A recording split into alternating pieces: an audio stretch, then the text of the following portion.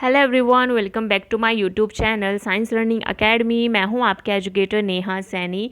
आज हम बात करने वाले हैं second law of motion. Newton का सेकंड लॉ ऑफ मोशन आज हम डिस्कस करने वाले हैं।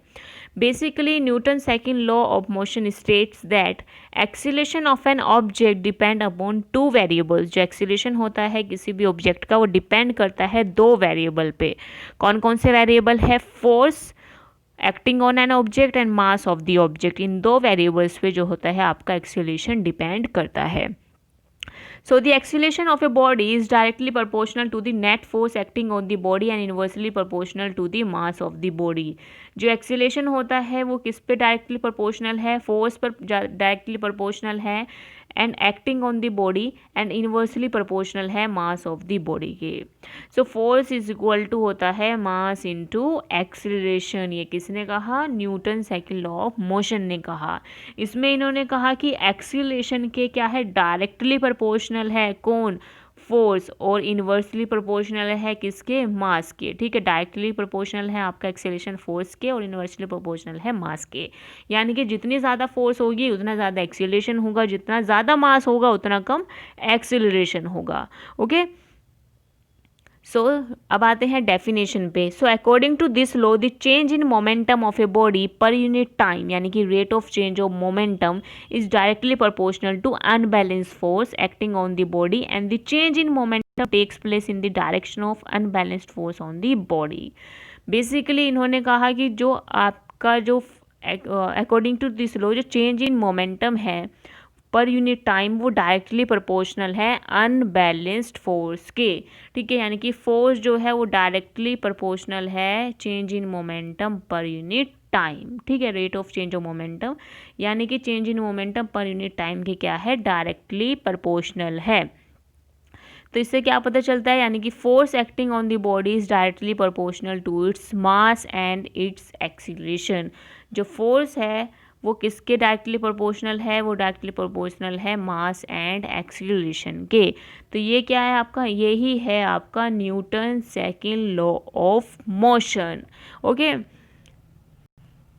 अब आते हैं आपके यूनिट पर कि Newton second law of motion में जो फोर्स है, ठीक है, और is equal to mass into acceleration है, इसकी यूनिट क्या होती है? Basically F is equal to M A. ठीक है, M क्या है? मास है, A क्या है? एक्सीलरेशन है, और फोर्स क्या है? फोर्स है भाई। फोर्स की यूनिट क्या होती है भाई? आपकी न्यूटन होती है। किस तरह से न्यूटन निकलती है ये देखते हैं।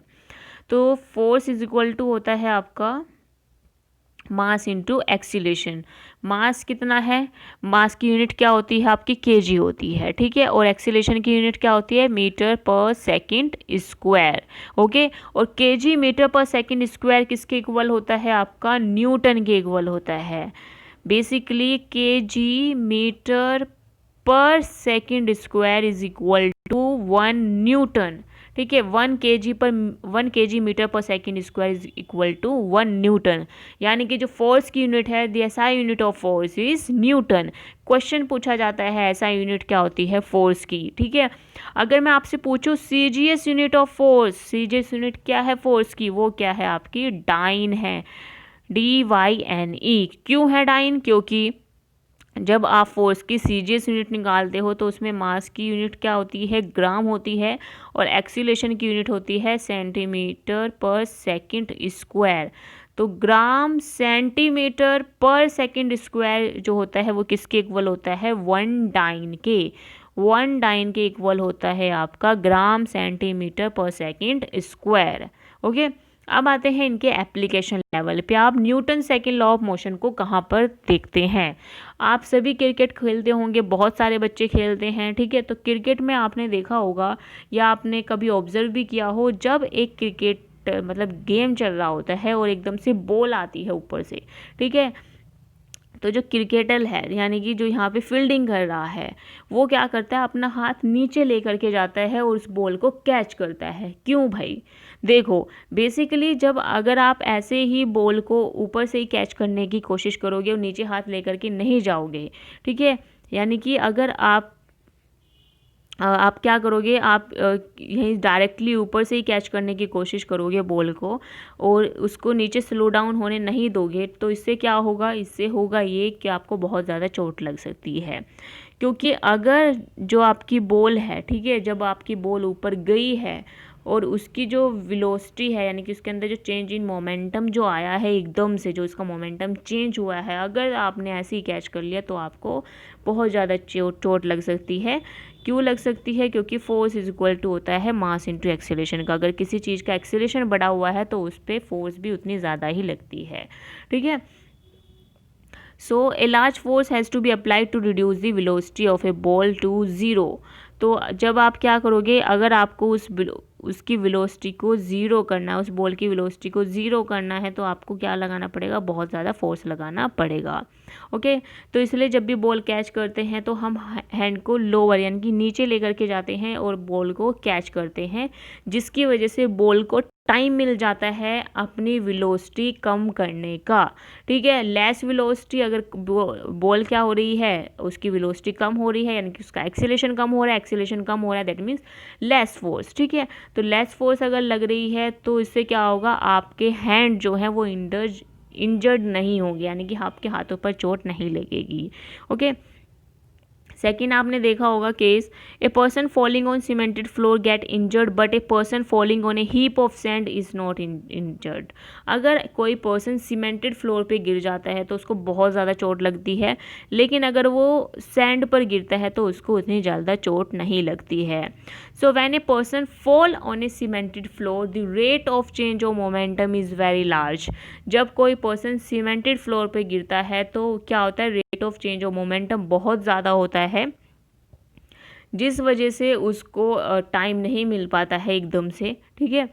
तो अगर जो पर्सन का rate of change of momentum ज़्यादा है तो उसका क्या होगा भाई, वो फोर्स मतलब बहुत जल्दी, बहुत अच्छे से वो क्या होगा, इंजर्ड होगा, ठीक है। क्योंकि वो क्या होगा, the person get injured due to application of large force on his body due to floor पे गिरने की वजह से लार्ज फोर्स लगाएगी उसकी बॉडी फ्लोर पर। Okay, on the other hand अगर आप देखोगे, जब कोई पर्सन फॉल करता है सैंड पर, तो sand ill the weight of person, sand क्या कर लेती है, वेट ले लेती है उस पर्सन का।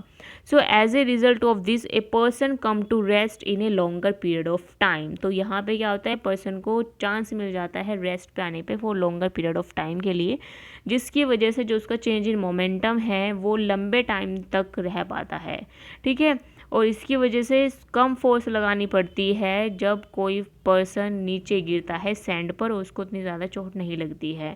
सो बेसिकली कहने की बात क्या है, अगर आपका एक्सीलरेशन यानी कि आपका अगर चेंज इन मोमेंटम ज़्यादा है, अगर आपका चेंज इन मोमेंटम ज़्यादा है, दैट मीन्स आपका फोर्स आपको ज़्यादा लगानी पड़ेगी। फोर्स ज़्यादा लगेगी किसी चीज़ पर तो उस पर चोट भी बहुत ज़्यादा लगेगी, ठीक है।